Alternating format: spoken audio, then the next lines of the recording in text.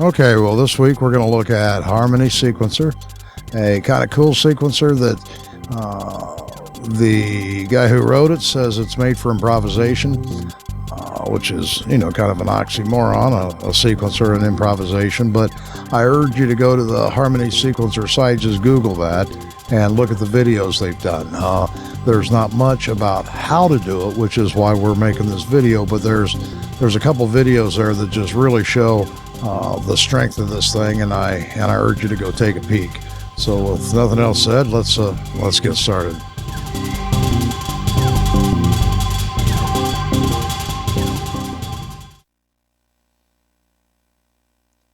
Okay, let's get started. This is Harmony Sequencer. Interesting tool. Some real strengths here that you don't see in other sequencers that we'll get into in a minute. But before anything else, let's check our jack connections. We have Harmony Sequencer, thinks it's running into hydrogen. Audio, I have hydrogen going, into this recording, but I have hydrogen going into the system so I can hear it, and my microphone going into the system so I can hear myself in the background. And I'll bring up hydrogen first. You just take a look here at the MIDI, and it says also Harmony Sequencer outputs coming in here on channel 10. That's just what we want. Channel 10 being pretty common for drum machines. I've loaded up a TR-808. I think, what was it, Anteaters Walking or something is the general sound of this. And then we'll bring up Harmony Sequencer. Now to start, we're just going to click here to bring up a new pattern. Don't worry about any of this stuff. We'll get into this stuff for a minute. We know we want to send out on channel 10. So we can hit the hydrogen machine, and like most of the time I will put in hydrogen 808 sequence 1, and the reason for that is that this will remember that it's hooked, but it won't remember necessarily that it's hooked to hydrogen, nor it'll remember channel 10, and it certainly won't remember what drum machine I have loaded in hydrogen at the time. So this is something we always want to do. This, like I say, ignore this for the moment. This is starting at 0, and 0 happens to be 60 here. Note 60 MIDI, note 4 half steps up, 7 half steps up, etc., etc. We don't care much about the notes, but this runs also which drum. For example, this is the 0 drum, this is the 1 drum, 2, 3, 4. So we'll need to kind of have this 808 mixer up while we're doing this, so we can see 0, 1, 2, 3, 4. If I want to use a clap, I'll go to instrument number 4. If I want to use the kick drum, I'll use instrument number 0, etc. So we'll come up here and we'll just put in, I'm left clicking,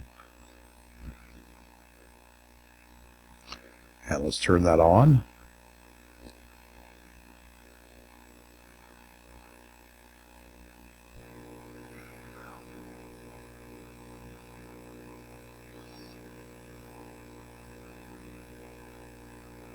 Oh, I'm not getting anything. Why is that? I seem to be reading it.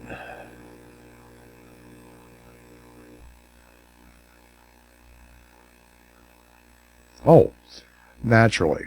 Remember, all drum kits start at 2 C's below middle C. So there we go.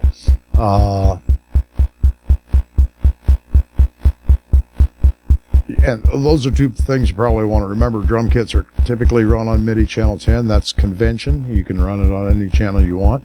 You saw we're in hydrogen to change that. The drum kit's going to start at 2 octaves below this middle C, and there we go. Notice this says tempo 60, and we can't. This is the pattern, and this is always going to be the pattern. So there's, even though it's got a little slide bar here, there's nothing that's not going to operate on anything. And this is going to run this pattern 60 times a minute, and it's In my own timings, it's not exact, but it's pretty close. So let's go over here, and I want to show you I have a resolution of 16, which means there's 16 divisions of this pattern, and I can take it up to 32. Now there's 32 divisions in this pattern. It's still going to run this pattern at 60 times a minute. I hope you noticed in the background the kick drum didn't change. I can remove this by right-clicking. I can stretch that out. Maybe not a much use in, say, drum machines, but in other things could be. You see I'm clicking in the little corner there. I'll put another one in here. I'll stretch it out. Now, I want to show you this because this is an interesting thing. I hope you're listening.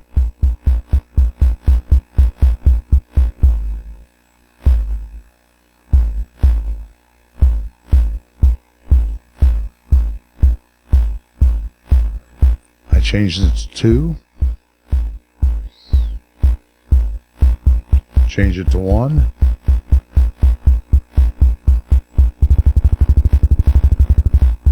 You see what that is, and what it's saying is, whoops, there. 2 of these sequences fill this tempo. It's a little confusing. Here, if we come down, 1 of these sequences fills this tempo.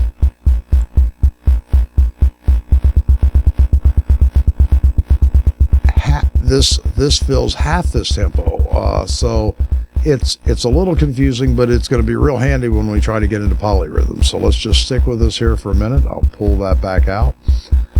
Let me show you. Let me add a clap to this sequence. Let me pull that down a little bit. And that's 0, 1, 2, 3, 4. So over here, number 4.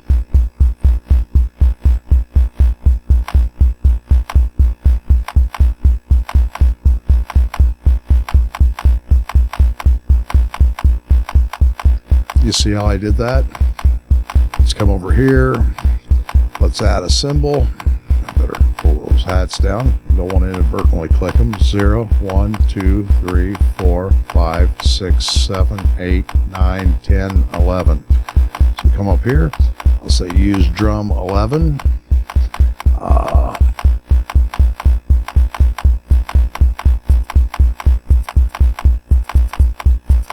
Very short cymbal strikes.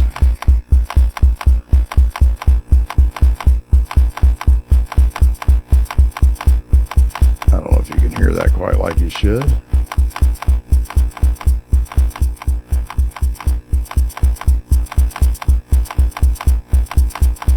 Okay. Now I can put on another sequence here by clicking this. And again, I'll change the name. I'm still using a hydrogen 808. This will be of more value when we start adding on sequencers and those kind of things. But I can say, oh, I don't know, let's go for the other kick. So we'll put this to 1 and we'll 4. We need to change this to MIDI channel 10. When I click here, it'll activate it. Should activate it. Oh, come down to my 2. There we go. Turn it on.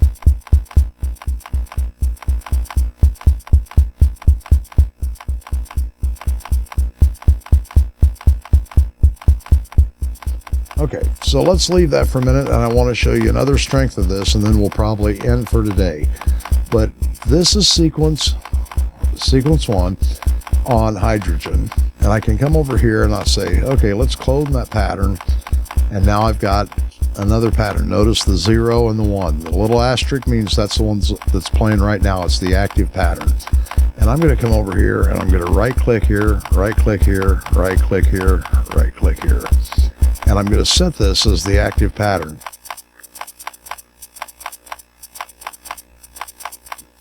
Okay, let's jump up here, and we're going to look at adding an event.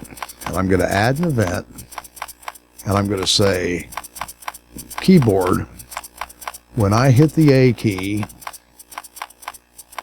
we're going to have something happen. And here's what's going to happen. We're going to add an action, and the action is set the active pattern on the sequencer. And this is the sequence I want.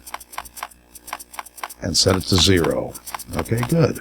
I'll add another event. Keyboard. When I hit the S key,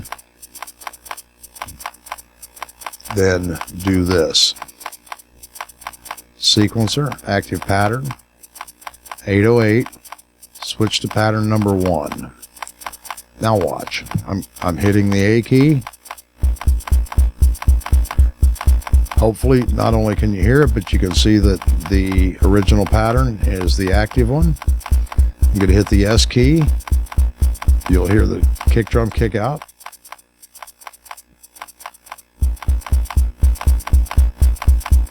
S key. Okay, let's turn that off for a minute. So that's what this is about. 90% of it is about this sequence. What's it hooked to? You can have a number of these things set up here. You can set up these control events, and we're going to get into later. In fact, let's look at this a little more. Let's add an event. I'm not going to do it, but I want to show you I can get a keyboard event from the computer keyboard. I can hit a specific MIDI note, whereas if I had a programmed MIDI note, and let's say middle C would cause certain things to happen, and if I hit a D, certain other things would happen. I can have a MIDI controller. The knobs are sliders. I can have an open sound. I can't remember what OSC stands for, but as you probably know, that's other events. So I can set up any number of things, so I can hit a button on the MIDI keyboard and instantly have, let's remove that, and instantly have another set of actions take place. Now lastly, before we go, let's listen to this again. This isn't a good example. Let's come up here and let's remove that, remove that, remove that, remove.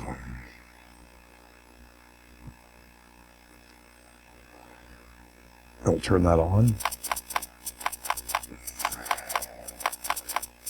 Let's change the active pattern. Okay, now come up here and let's take this one.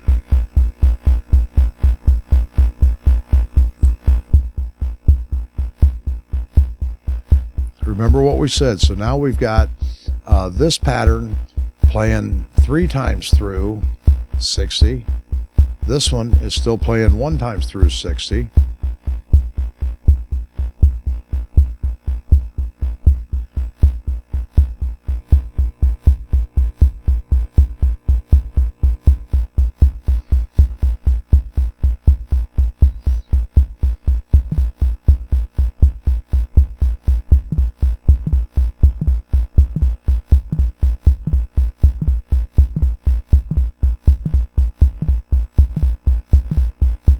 Okay, so remember, these patterns are always going to start at the same time, but by choosing whether they're playing,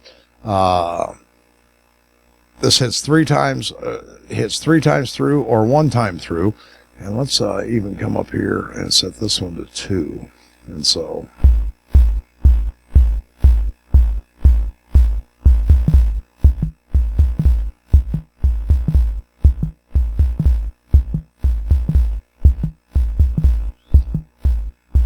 And so I can really explore polyrhythms in this just using hydrogen. Now, other videos will bring in synthesizers and start getting into this business here of what's a chord and what can I do with this and other things. But right now, I just want to show you the basics of how we set this up. A couple different sequencers.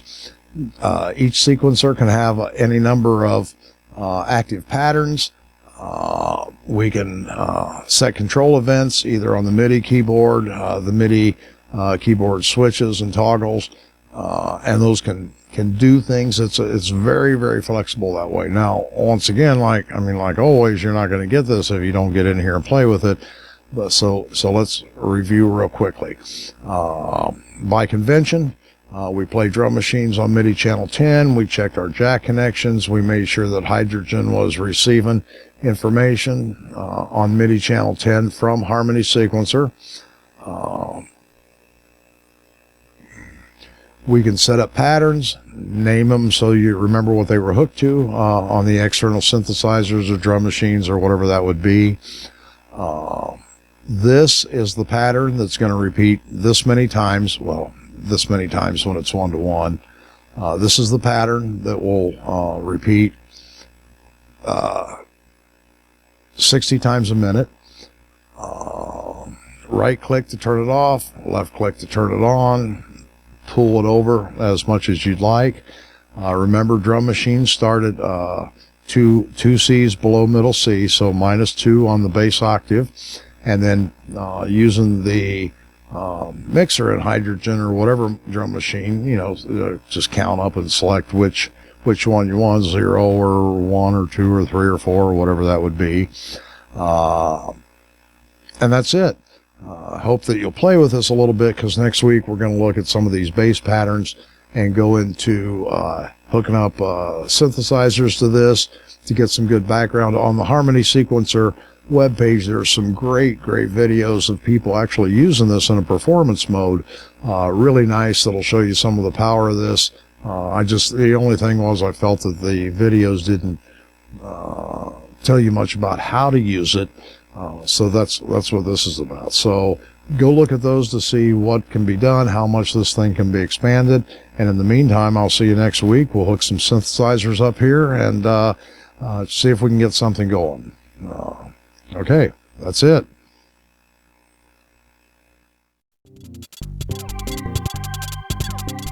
Okay, well, that was Harmony Sequencer, your introduction. I think that running only through the drum machine isn't that exciting, but I think it gives you a real good idea of the capability of this with the polyrhythms, with being able to set up different sequencers and run it against each other. So next week we'll get into hooking up a sequencer, in this case Zen. And if you haven't seen Zen, or you're not that familiar with hydrogen, there's videos from last season that'll give you all the basics you need for that. But otherwise, have a blast, and I'll see you next week.